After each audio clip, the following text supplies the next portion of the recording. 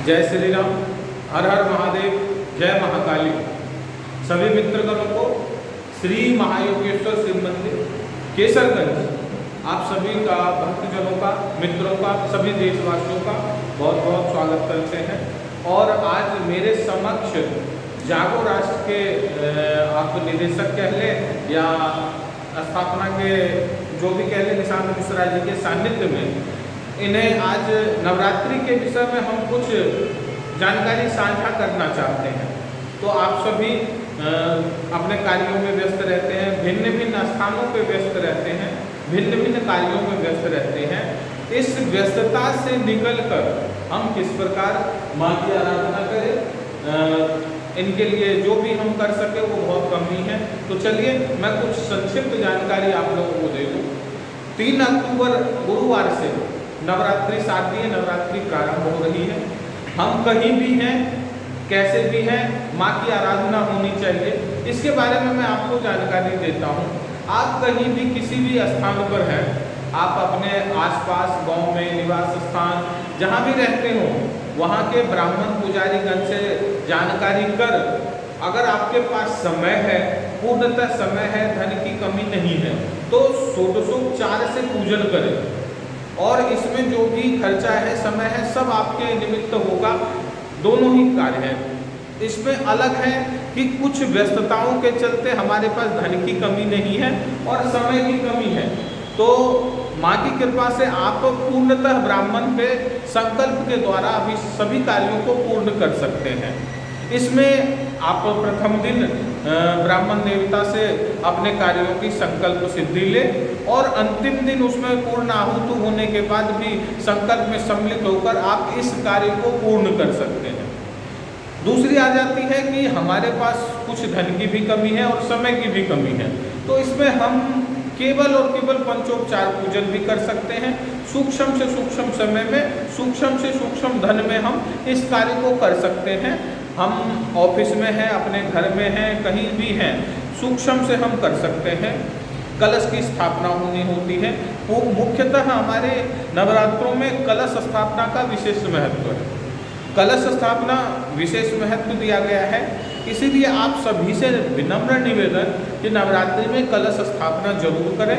चाहे आप अपने द्वारा करें, किसी ब्राह्मण के द्वारा करें, जैसा भी हो आप करने की कष्ट करें। अपने धर्म को जानने में आपको सहायक होगी यह कार्य। जितना हम कुछ करेंगे, हमें धर्म के प्रति हमें मजबूत बनाता जाएगा, यही संदर्भ है।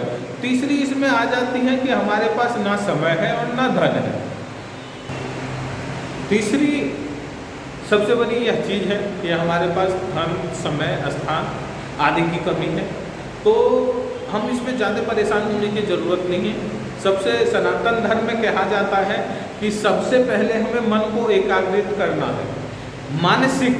मानसिक का मतलब आप जहाँ भी हैं, जिस अवस्था में हैं, अपने मन को पवित्र करके मन से ही अर्पण सब कुछ कर सकते हैं। हम पंचोपचार पूजन कहते हैं, यानी कि केवल 5 चीज़ें, जल, गंध, पुष्प, धूप, नैवेद्य।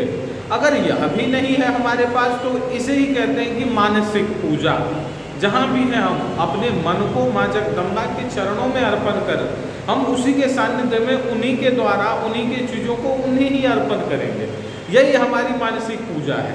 जहाँ कुछ ना हो वहाँ मानसिक। और जो भी आपको इसमें और भी ज़्यादा जानकारी चाहें, आप कमेंट में आप पूछ सकते हैं, प्रश्न पूछ सकते हैं, मुझसे पूछ सकते हैं, निशान जी से पूछ सकते हैं। मेरा फ़ोन नंबर है 9997577039। मैं पंडित रामकृष्ण झा, केसरगंज, मेरठ निवास करता हूँ। महाकाली का साधक, सदर माँ काली की सेवा में व्यस्त रहता हूँ। उनके ही चरणों में अपना आधीन प्रकट करता हूँ। और आप सभी, आज मित्रगण से मेरा परिचय हुआ है निशान जी के माध्यम से, तो मैं इनसे भी कहता हूँ, जहाँ तक अपने सनातन धर्म के बारे में इस विश्व के किसी भी कोने में एक संदेश पहुँचाने की जरूरत होगी, मैं वहाँ पूर्णतः उपस्थित रहूँगा, पूर्णतः इनके कार्यों में समर्थन करता रहूँगा। यह मेरा इनसे पूर्णतः आश्वस्त मैं करना चाहता हूँ। मित्रगणों, अब कलश स्थापना में जो भी आपको और भी जानकारी सामग्री के बारे में, क्या क्रिया है, क्या विधि है, आपको जो भी जानकारी चाहिए आप मेरे द्वारा प्राप्त कर सकते। इसी प्रकार आगे कलश स्थापना के बाद हमारी पूजन की विधि निरंतर चलती रहती है। किसी मित्रगण के यहाँ सप्तमी की रात्रि में, किसी मित्रगण के यहाँ अष्टमी रात्रि, किसी के मित्रगण के यहाँ नवमी रात्रि हवन पूजन होने के बाद कन्याओं का भोजन, कन्या आदमी की जीवने की व्यवस्था होती है। तो आपसे यही निवेदन है, हवन का भी यही प्रक्रिया है, सूक्ष्म से सूक्ष्म। अगर आपके पास समय है, धन की कमी नहीं है तो पूर्णतः करें, या जितना संभव हो सके कम से कम करें, नहीं तो मानसिक प्रक्रिया हमेशा आपके निमित्त रहती है, तो मानसिक करें। इसके बाद किसी भी मित्रगण के पास धन है, समय की व्यवस्था नहीं है, तो किसी भी ब्राह्मण से या मेरे द्वारा ही आप जो भी अनुष्ठान कार्य, जो भी कर्मकांड से जुड़ी हुई कार्य को करवाना चाहते हैं, बस समय की अभाव में आप नहीं कर पा रहे हैं, तो आप मुझसे या मेरे जानकार से, मेरे परिचित से आप इस कार्य को मात्र एक संकल्प के द्वारा आप पूर्ण कर सकते हैं। हाँ, इसमें धन की भी आप चिंता न करें, मात्र ₹1.25 के संकल्प के साथ आपके कार्यों को सिद्ध किया जाएगा। ये हमारे यहाँ व्यवस्था आपकी पूर्णतः होगी, मगर कोशिश रहनी चाहिए कि संकल्प के साथ हम पूर्ण आहुति में सम्मिलित हो। और सारे कार्य ब्राह्मण के अधीन हो जाते हैं, तो ब्राह्मण का कर्तव्य होता है कि उस कार्य को पूर्ण करे। तो विश्वास से मैं कह सकता हूँ, जो भी ब्राह्मण आपके संकल्प को लेते हैं वह आपके कार्यों को पूर्णतः करने में सक्षम होती है। आप मेरे द्वारा चाहे या जहाँ भी करवाना चाहे, आपके अपने व्यवस्था से निर्भर करता है कि आप क्या व्यवस्था करना चाहते हैं। इससे सम्मिलित जहाँ भी हो आप मुझसे संपर्क करें। मैं एक बार आपको फिर और नंबर रिपीट कर देता हूँ, 99 97 57 70 39, केसरगंज, मेरठ महानगर का निवास हूँ। एक बार मैं दूसरे अंग्रेजी में आपको नंबर मैं बता देता हूँ, जिनके समझ में ना आया हो। 9997 57 7039 यह मेरा संपर्क नंबर है। आप जो भी कार्य करवाना चाहते हो, कर्मकांड से जुड़ी हुई रुद्राष्टमी, दुर्गा सप्तशती का पाठ, सहस्त्रार्चन, सहस्त्रनाम पाठ, देवी भागवत इत्यादि जो भी कार्य करवाना चाहते हो, आप ऑनलाइन के माध्यम से करवाना चाहते हैं ऑनलाइन से करवाइए। और अगर आप सम्मिलित होकर करवाना चाहते हैं सम्मिलित होकर करें, या अपने घर परिवार के साथ अपने घर पे करवाना चाहते हैं तो घर परिवार के साथ सम्मिलित होकर करवाएं।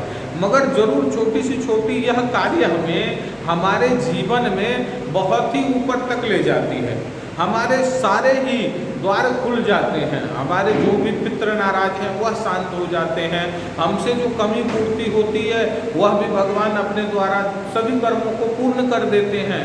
कुदृष्टि से किसी भी शत्रु का हमारे ऊपर कुदृष्टि पड़ता हो, हमारी तरफ उसकी कह सकते हैं निष्ठा धूमिल हो, तो वह सब परिपूर्ण हो जाता है। केवल हमें छोटे से छोटे कदमों के साथ अपने सनातन के प्रति जागृत होना है। यह केवल सनातन, आप यह समझ ले कि धन में नहीं, धन से नहीं, आपके मन से सभी कार्यों की पूर्ति होती है। तो धन की कमी हो उसकी कोई बात नहीं है, मगर मन की पूर्ति आप जरूर करें, जिसे आपके सभी कार्यों को पूर्ण करने में पूर्णतः निष्ठा से इसे आप कर सकते हैं, और पूर्ण होने में इसे कोई नहीं रोक सकता। आप मन की गति कहते हैं, इसीलिए समय, धन इत्यादि सब छोड़ के मन की गति से भी करेंगे तो आपके सभी कार्यों को, सभी पाठों को पूर्णतः लाभ मिलेगा। साथ ही माँ के चरणों में थोड़ा सा उनके प्रति नमन करते हुए एक छोटा सा स्तोत्र मैं उनके चरणों में अर्पण कर रहा हूँ। आप सभी मित्रगण ध्यान से अपने मन को एकाग्रित करके माँ के चरणों में इस ध्यान को अर्पण करें। ओम न तातो न माता न बंधुर्न दाता न पुत्रो न पुत्री न भृत्यो न भर्ता न जाया न वेद्या न मृत्युर्ममैव गतिस्त्वं त्वमेका भवानी गतिस्त्वं त्वमेका भवानी गतिस्त्वं गतिस्त्वं त्वमेका भवानी भवाब्धपारे महादुःख भीरु प्रपत प्रगामी प्रलोभे प्रमत्ता कुसंसार पास प्रबद्ध सदाहं गतिस्त्वं गतिस्त्वं त्वमेका भवानी न जानामि दानं न च ध्यानयोगं न च स्तोत्रमन्त्रं न जानामि तन्त्रं न जानामि पूजा न च न्यासयोगं गतिस्त्वं गतिस्त्वं त्वमेका भवानी न जानामि पुण्यं न जानामि तीर्थं न जानामि मुक्तिं लयापा कदाचित् न जानामि भक्तिं व्रतं वापि मातर् गतिस्त्वं गतिस्त्वं त्वमेका भवानी कुकर्मी कुसंगी कुबुद्धि कुदास कुलाचारहीना कदाचारलीना कुदृष्टि कुवाक्य प्रदग्ध सदाहं गतिस्त्वं गतिस्त्वं त्वमेका भवानी प्रजेशं रमेशं दिने महेशं सुरेशं दिनेशं निषेधेश्वरं वा कदाचित् न जानामि चान्यात् सदाहं शरण्ये गतिस्त्वं गतिस्त्वं त्वमेका भवानी विवादे विवादे प्रमादे प्रवासे जले चानले पर्वते शत्रु मध्ये अरण्ये शरण्ये सदा मां प्रपाहि गतिस्त्वं गतिस्त्वं त्वमेका भवानी अनाथो दरिद्रो जरारोगयुक्तो महक्षीणदीना सदा जाड्यभक्ता विभक्तो प्रणिष्ठ प्रमस्थ सदाहं गतिस्त्वं गतिस्त्वं त्वमेका भवानी न तातो न माता न बन्धुर्न दाता न पुत्रो न पुत्री न मृत्यो न भर्ता न जाया न वेद्या न वृत्तिर्ममेव गतिस्त्वं गतिस्त्वं त्वमेका भवानी गतिस्त्वं गतिस्त्वं त्वमेका भवानी गतिस्त्वं गतिस्त्वं त्वमेका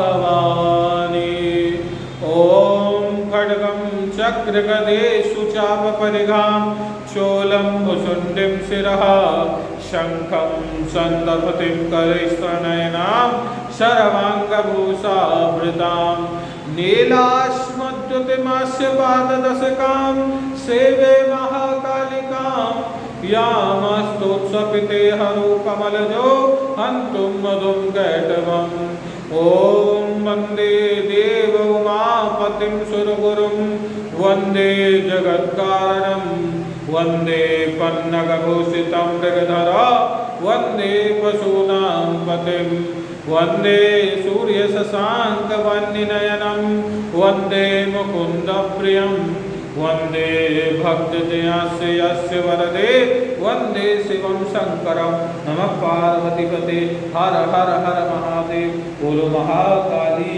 की जय जय।